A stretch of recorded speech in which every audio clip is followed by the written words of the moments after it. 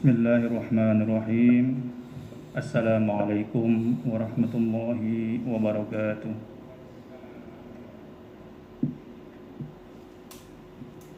Alhamdulillahi rabbil alamin. Wabihi nasta'inu ala umuri dunya waddin. Wassalatu wassalamu ala asrafil anbiya'i wal mursalin wa ala alihi wa ashabihi wa man tabi'ahum bi ihsanin ila yaumiddin, amma ba'du. Jamaah salat zuhur yang dimuliakan Allah Subhanahu wa taala. Alhamdulillah, segala puji hanya untuk Allah.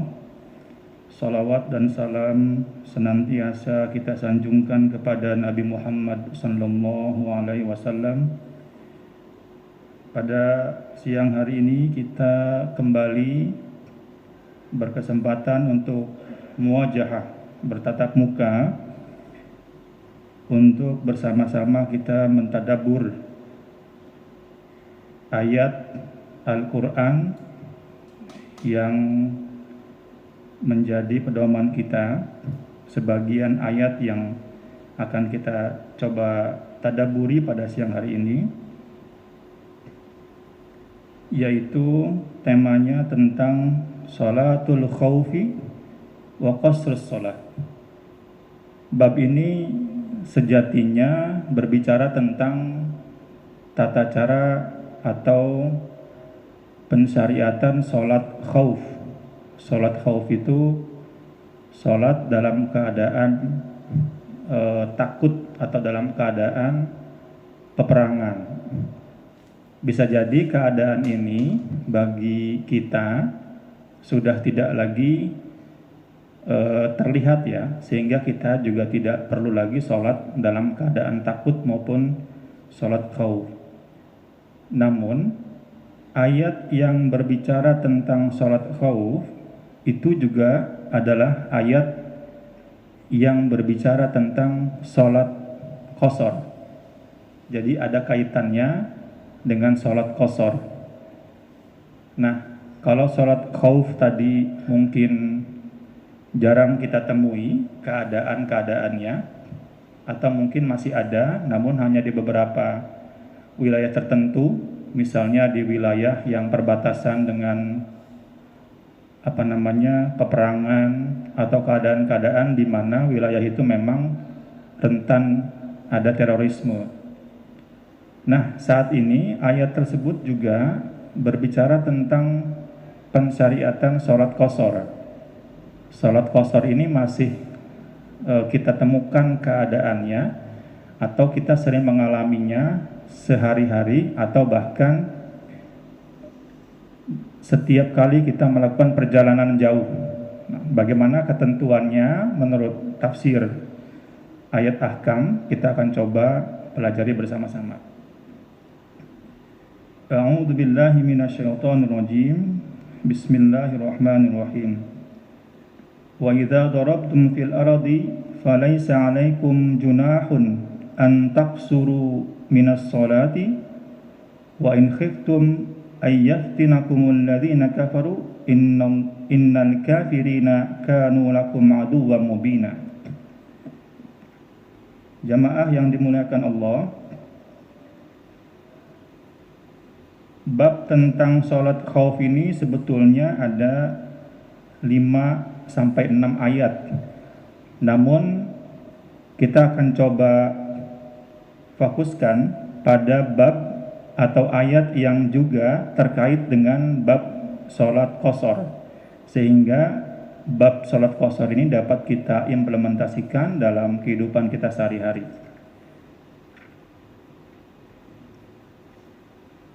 Dari ayat tersebut perlu kita ketahui apa sih latar belakang terbitnya ayat tersebut. Yang pertama, Ruwiyal Imam Ahmad wa Ahlus Sunan an Abi Abbas Az-Zarqi qala kunna ma'a Rasulillah sallallahu alaihi wasallam bi Asfan fastaqbalna al-musyrikuna alaihim Khalid bin Walid wa hum bainana wa bainal qiblah.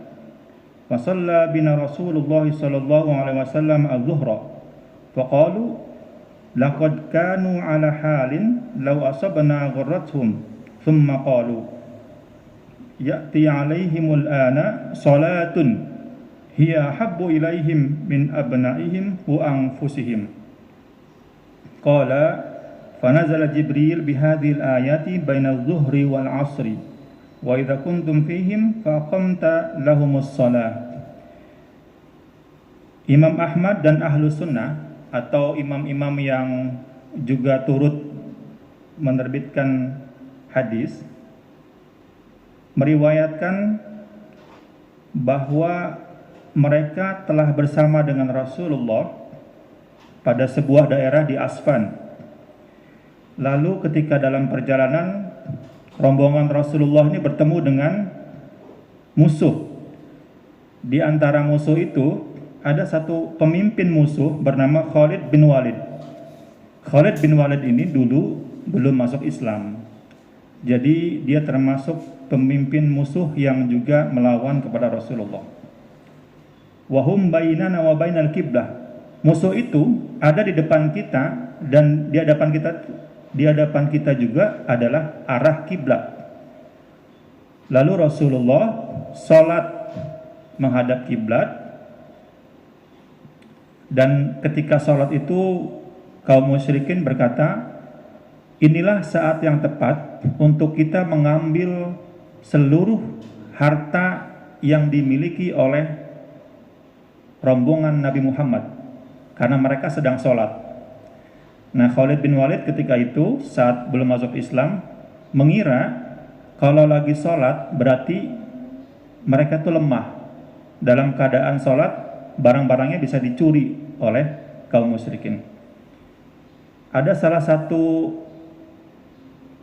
teman Khalid bin Walid yang mengatakan justru ketika mereka sholat itulah mereka akan lebih suka terbunuh atau mati ketika sholat. Jadi jangan dikira orang ketika mereka sholat itu lantas menjadi lemah dan takut gitu. Justru karena sholat itulah sesuatu yang lebih dicintai daripada anak dan juga hartanya. Jadi ketika sholat, apalagi dalam peperangan, itu adalah bentuk kecintaan Nabi Muhammad dan sahabat-sahabatnya kepada Allah. Dan ketika itu pula mereka berharap dapat mati syahid. Kemudian kita ingin mengetahui bagaimana sih hukum tentang qasrus sholati fis safar. Ini mungkin sebagian besar kita sudah tahu karena kita sering juga melakukan perjalanan. Bagaimana sih perjalanan kalau dari Jakarta ke Bandung? Apakah boleh sholat qasar? Apakah boleh sholat jamak? Apakah boleh sholat jamak qasar? Kita coba baca bersama-sama. Al-ahkamu syar'iyyah. Al-hukmul awal qasrus sholati fis safar. Hukum yang pertama yaitu mengqasar sholat ketika dalam perjalanan. Dalla qauluhu ta'ala. Ayat yang tadi kita bacakan yaitu falaisa 'alaikum junahun an taqsuru minas sholati adalah ayat tentang pensyariatan sholat qasar dalam perjalanan. Akan tetapi para ulama berbeda pandangan. Apakah sholat qasar melalui ayat Quran tadi itu adalah suatu kewajiban atau suatu rukhsah? Kalau yang mengatakan wajib berarti setiap melakukan perjalanan dia harus qasar. Tapi kalau yang mengatakan rukhsah itu pilihan. Ketika perjalanan jika dirasa sudah memenuhi ketentuan safar, maka dia boleh qasar. Atau kalau memang dia ingin sholat sempurna atau sholatun tamatun, maka juga boleh sholatnya sempurna. Pendapat yang pertama mengatakan annal qasra rukhsatun. Nah, ini pendapat yang pertama itu mengatakan qasar itu adalah rukhsah, bukan kewajiban. Jadi kalau dalam perjalanan kita boleh mengqashar, boleh juga sholat sempurna. Yang kedua, annal qasra wajibun. Pendapat yang kedua mengatakan qashar itu adalah kewajiban. Jadi kalau kita mau safar itu sudah otomatis kita ikut hukum qashar. Tidak ada pilihan untuk sholat sempurna. Apa dalilnya? Dalil pendapat yang pertama mengatakan, ini pendapatnya Imam Syafi'i dan Imam Hambali.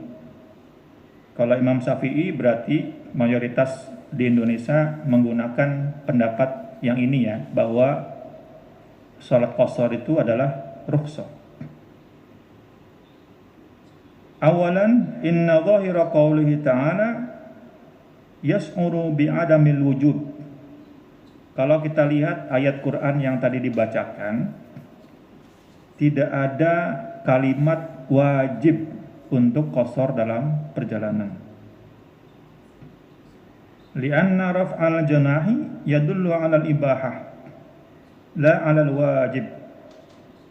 Kalau seandainya Allah mengatakan tidak berdosa jika kalian qashar, maka kalimat tidak berdosa itu bukan berarti wajib bagi kalian qashar. Jadi kalimat la junaha 'alaiha itu berarti rukhsah, pilihan. Boleh sholatnya sempurna, boleh sholatnya qashar. Dalil yang kedua diriwayatkan oleh Aisyah. Anna Aisyata i'tamarat ma'a Rasulillah sallallahu alaihi wasallam minal Madinati ila Makkah.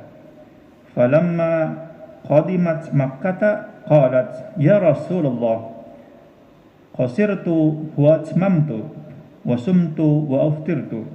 Faqala ahsanti ya Aisyah wa lam ya'ib alayya. Ini dalil yang kedua. Ada sebuah hadis diriwayatkan oleh Aisyah yang mengatakan Aisyah pernah umroh bersama Rasulullah, dan ketika perjalanan dari Madinah ke Mekah, sesampainya di Mekah, Aisyah menyampaikan kepada baginda Nabi, wahai baginda Nabi, selama perjalanan sampai ke Mekah ini, saya kadang-kadang mengqashar sholat, kadang-kadang melakukan sholat sempurna, dan kadang-kadang saya puasa, dan juga saya berbuka pada maghribnya. Kemudian Rasulullah menjawab, ahsanti ya Aisyah, kamu sudah bagus wahai Aisyah. Dan Rasul tidak mencela kalimat ini. Artinya Rasulullah membolehkan bagi orang yang safar itu, baik itu qashar maupun sholat sempurna. Kemudian dalil yang ketiga, wa qalu inna Utsmana kana yatimu wa yaqsur. Ini juga menurut Utsman bin Affan. Utsman itu ketika perjalanan kadang-kadang sholatnya qashar, kadang-kadang sholat sempurna. Walam yungkir ahadus sahabah fadalla ala anna al-qasra rukhsatun. Nah, tidak ada salah satu sahabat pun yang mengingkari sholatnya Utsman. Maka itu menunjukkan bahwa sholatnya adalah sholat qashar, itu adalah rukhsah. Yang ketiga, yang keempat, dalil yang keempat, wa qalu mimma yadullu ala ma dzakarnahu anna rukhsus safari ja'at ala takhir kas-shaumi wal iftari. Jadi sholat qashar itu sama dengan puasa. Orang kalau sedang safar boleh untuk tidak berpuasa. Apakah wajib tidak berpuasa kalau safar? Itu adalah rukhsah. Jadi orang kalau perjalanan jauh, ketika puasa justru mendatangkan madharat, maka boleh membatalkan puasanya. Namun harus diganti dengan hari berikutnya. Begitu juga dengan sholat qashar. Itu bukan suatu kewajiban, tetapi rukhsah dari Allah Subhanahu wa taala. Dalil yang kedua, dalil mazhab yang kedua. Ini dalil mazhab yang kedua ini sebetulnya juga sama-sama kuat. Sehingga kita sering atau mungkin pernah mendengar sholat qashar itu adalah wajib. Dalilnya juga sangat kuat. Dalil mazhab yang kedua. Mazhab yang kedua itu mengatakan bahwa qashar dalam sholat perjalanan itu adalah wajib. Jadi kalau kita mau safar, perjalanan jauh, itu kita wajib qashar sholat. Jadi nggak boleh sholatnya sempurna. Yang pertama, maruya an Umar radhiyallahu anhu annahu qala sholatus safari rak'atani tamamun ghairu qasrin ala lisani nabiyikum. Jadi sholat safar 2 rakaat itu atau sholat yang diqashar ketika safar itu adalah sholat yang sempurna bagi musafir, bagi orang yang bepergian. Oleh karena dia sempurna 2 rakaat, maka itu menjadi wajib, bukan pilihan atau bukan rukhsah.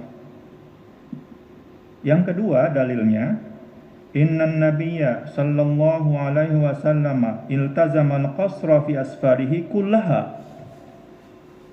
Bahwa Nabi ketika melakukan perjalanan atau safar itu beliau melakukan sholat secara qashar seluruhnya. Jadi Nabi melakukan sholat qashar ketika melakukan perjalanan. Faqad ruwiya an Ibnu Abbas radhiyallahu anhuma annahu qala kana Rasulullah sallallahu alaihi wasallam idza kharaja musafiran shalla rak'ataini hatta yarji'. Ada sebuah hadis yang diriwayatkan oleh Ibnu Abbas bahwa Rasulullah ketika melakukan perjalanan jauh, beliau selalu melakukan sholat qashar 2 rakaat sampai pulang ke tempat asalnya. Jadi ini hadis juga kuat yang mengatakan bahwa sholat qashar itu wajib. Ada juga hadis yang lebih kuat lagi. Marwiya an Umar ibn Husaini qala hajjajtu ma'a Nabi sallallahu alaihi wasallam fakana yusalli rak'ataini hatta yarji'a ila al-Madinah wa qama bi Makkah 18 la yusalli illa rak'ataini wa qala li ahli Makkah sallu arba'an fa inna qaumun safarun. Jadi ada sebuah kisah yang diriwayatkan oleh Umar ibnu Husain. Beliau pergi berhaji dengan Rasulullah. Sepanjang perjalanan Rasulullah sholatnya itu diqashar 2 rakaat sampai beliau kembali dari hajinya. Wa qama bi Makkah 18 sampai Rasulullah juga tinggal di Mekah 18 hari. Itu pun beliau mengqashar. La yusalli illa rak'ataini. Beliau tidak sholat kecuali hanya 2 rakaat. Ini bukan berarti sholat seharinya 2 rakaat ya, tetapi ini menunjukkan bahwa sholatnya diqashar selama perjalanan haji. Dan Rasul mengatakan kepada warga penduduk Mekah, "Shollu arba'an." Sholatlah kalian sebanyak 4 rakaat. Artinya sholat sempurna. Fa inna qaumun safarun. Sedangkan kami, kata Rasulullah, kami adalah orang yang sedang bepergian. Jadi sholatnya adalah qashar. Wa qala Ibnu Umar, dalil yang keempat. Ibnu Umar berkata, suhibtu Rasulullah sallallahu alaihi wasallam fi safari falam yazid ala rak'ataini. Kata Ibnu Umar, saya mendampingi Rasulullah selama perjalanan safar yang panjang dan Rasul tidak pernah sholat selain 2 rakaat. Ini maksudnya adalah sholat qashar. Wa suhibtu Abu Bakrin wa Umarin wa Uthman radhiyallahu anhum fi safari falam yazidu ala rak'ataini hatta qabdihimullahu. Dan saya juga pernah menemani Umar bin Khattab, Abu Bakar Siddiq, dan Utsman bin Affan dalam perjalanan yang panjang, dan mereka semua tidak pernah sholat kecuali 2 rakaat. Artinya sholatnya di qasar. Ini merupakan implementasi dari hadis Nabi. Sholatlah sebagaimana kamu melihat saya sholat. Shollu kama ra'aitumuni usolli. Nah, dari 2 pendapat ini dengan 2 penjelasan dalil-dalilnya, penulis buku kitab Ayat Ahkam ini tidak membuat tarjih. Ini sebelumnya kalau kita baca dari 2 perbedaan pendapat, biasanya Profesor Ali Sobuni itu membuat kalimat tarjih atau kalimat yang menurut beliau bisa kita gunakan atau kita pedomani. Tetapi untuk bab ini beliau tidak menuliskan kalimat tarjih. Artinya memang menyerahkan kepada para pembaca, baik itu yang berpendapat sholat qasar itu wajib ataupun yang berpendapat sholat qasar itu rukhsah. Jadi boleh rukhsah, boleh wajib.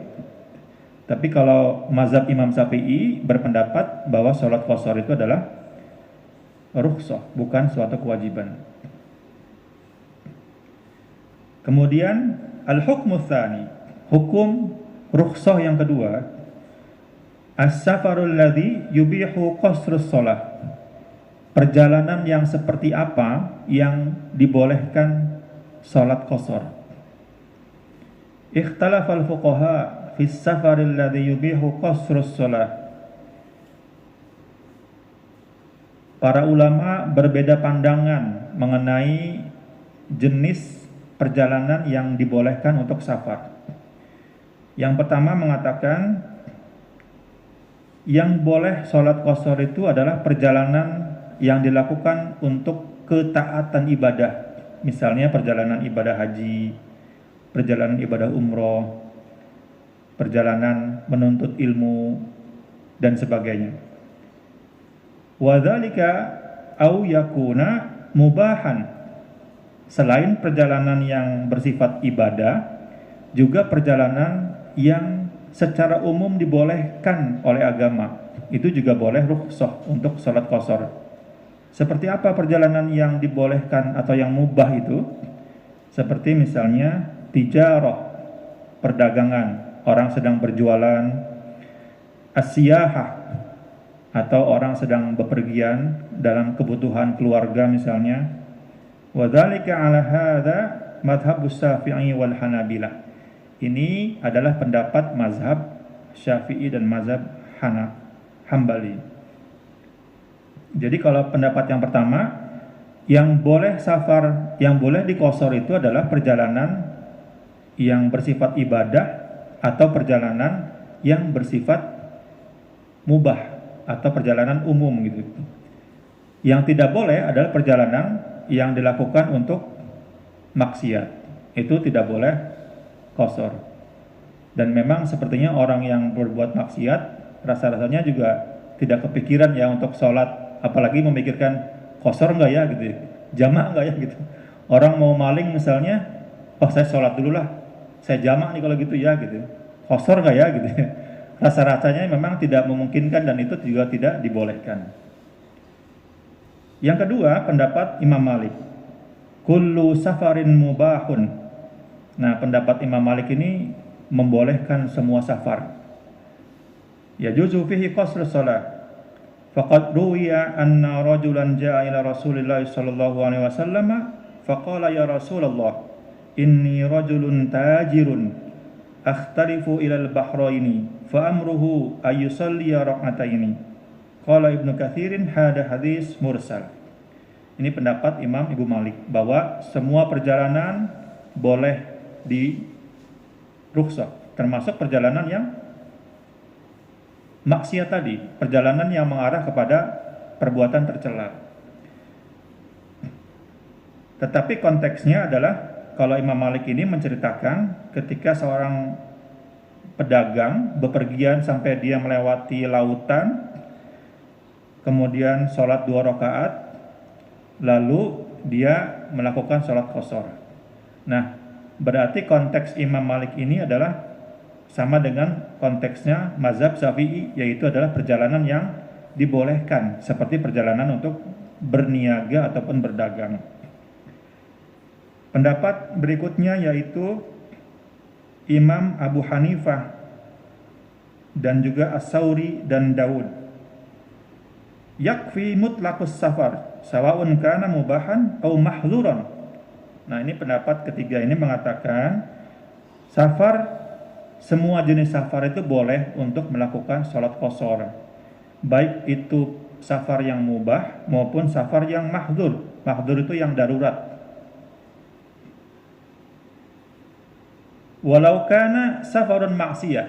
Nah, ini baru disebutkan nih kalau Imam Abu Hanifah, meskipun sholat perjalanan itu untuk perjalanan maksiat, itu boleh untuk sholat qasar. Tapi mudah-mudahan tidak terjadi ya. Harapannya mungkin ketika ada orang yang berniat melakukan perbuatan tercela dengan perjalanan, kemudian dia sholat, dia akan menjadi insaf gitu, sehingga tidak melakukan perbuatan maksiat. Wa qala Ibnu Arabi fi ahkamil Qur'an, wa amma man qalahu inna yaqsuru fi safarihil ma'siyah fali anna faradun muayyanun bis safari faqad bayyana fi kitabit talkhisi fasadatun.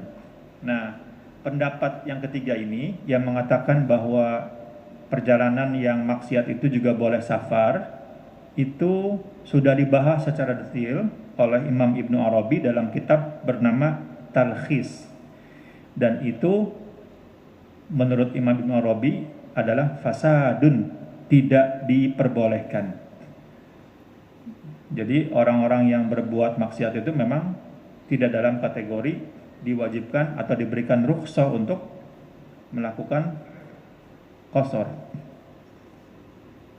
Nah, untuk perbedaan ini Imam pengarang buku mengatakan, aqulu ma dhahaba ilaihi al-jumhur min anna safarul mubah tuqsaru fihi shalah huwal arjah. Jadi menurut menurut pengarang buku, pendapatnya Imam Syafi'i dan juga Imam Hambali yang mengatakan perjalanan yang dilakukan untuk ibadah dan untuk yang mubah itu adalah perjalanan yang dibolehkan untuk qasar salat. Sekarang saya mau bertanya nih, misalnya kalau di beberapa kitab, termasuk kitab ini, menyebutkan bahwa miqdarus safari alladzi yaqsuru fi shalah, kadar jarak tempuh untuk bisa dilakukan qasar salat itu menurut Imam Syafi'i itu antara lain 72 sampai 85 km. Itu jarak tempuhnya. Kalau misalnya dari Jakarta ke Bandung, itu berapa kilo tuh Pak? 100 lebih ya. Jadi menurut teori sholat qasar berarti sudah bisa sholat qasar ya. Sudah bisa ini sholat qasar. Tetapi ketika kita berjalan, kita sempat mampir tuh ke rest area, sempat makan, sempat ngopi, sempat ngerokok, bagi yang perokok mungkin sampai 1 jam lah istirahat itu. Masih boleh nggak dikosor? Masih boleh nggak kira-kira? Dari segi waktu, jarak tempuh sudah terpenuhi nih, lebih dari 85 km. Nah, tetapi ada mazhab yang mengatakan safar itu harus mengandung 2 ketentuan. Yang pertama, miqdarul masafah. Masafah itu adalah jaraknya sudah terpenuhi atau belum. Yang kedua, miqdarul masakoh. Bukan masako ya, masakoh gitu. Kalau masakoh kan bumbu penyedap. Masakoh itu tingkat kesulitan. Kalau dulu ketika kitab ini atau ketika Rasulullah menentukan hukum qasar itu, Allah menurunkan ayat ini, perjalanan Nabi Muhammad itu kan menggunakan onta. 80 km itu mungkin kalau dengan onta bisa berapa jam gitu ya. Tapi kalau sekarang misalkan 85 km dengan kendaraan mobil mungkin bisa lebih cepat. Bahkan sekarang di rest area ada musola, ada masjid, ada tempat istirahat dan sebagainya. Nah, maka sebagian ulama yang kontemporer ya mengatakan ketentuan safar itu harus mengakomodir dua hal. Yang pertama jarak tempuhnya yaitu 85 km dan tingkat kesulitannya. Kalau kira-kira kita memang kesulitan, macet total segala macam, meskipun belum mencapai 85 km, maka dibolehkan untuk qashar. Tetapi kalau seandainya perjalanan kita ke Bandung itu lancar, kita sempat istirahat di rest area, minum kopi, makan, sambil istirahat begitu ya, kira-kira 1 jam, rasanya lebih ideal kalau juga sholatnya sempurna di rest area itu gitu. Kecuali kalau misalnya ketentuan masakoh ini juga bisa kita terapkan bagi misalnya dokter. Dokter misalkan ada jadwal operasi. Kan dokter nggak bisa, perjalanannya mungkin dari rumah ke rumah sakitnya mungkin jaraknya deket ya. Ada yang 10 kilo atau yang mungkin punya residensi di situ, tinggal di rumah sakitnya. Jadi secara masafah, jarak dokter itu belum memenuhi ketentuan safar. Tapi kalau dari sisi masakoh, tingkat kesulitan, dia akan mengalami kesulitan untuk sholat tepat waktu secara sempurna karena ada jadwal operasi yang justru itu berkaitan dengan nyawa manusia. Maka dalam keadaan seperti ini, yang masakoh menjadi pertimbangan utama. Tingkat kesulitannya memang dihadapi oleh dokter sehingga dokter bisa sholat qashar. Atau ketika misalnya kita mau boarding di pesawat, waktunya sudah sholat. Kalau kita mau sholatnya 4 rakaat, rasanya ketinggalan nih, gate-nya ditutup gitu, maka kita boleh sholat qashar. Itu mungkin yang juga bisa kita pertimbangkan dalam keadaan-keadaan yang sekarang. Jadi hasbal masafah wa hasbal masyaqqah, jarak tempuhnya terpenuhi dan tingkat kesulitannya juga terpenuhi. Tapi kalau seandainya jarak tempuhnya tidak terpenuhi namun ada kesulitan yang menghadang kita, itu juga menjadi pertimbangan untuk dibolehkan sholat qashar. Nanti ada ketentuan lagi bagaimana teknisnya kalau mau sholat jamak qashar, jamak atau misalkan jamak muqaddam, qashar muqaddam gitu ya, atau jamak takhir. Nanti akan dibahas pada pertemuan-pertemuan setelah ini mudah-mudahan. Tapi yang pasti qashar itu adalah rukhsah bagi kita sebagai hadiah dari Allah. Tentu perjalanannya adalah perjalanan yang dibolehkan oleh Allah, jangan perjalanan yang maksiat dan tercela.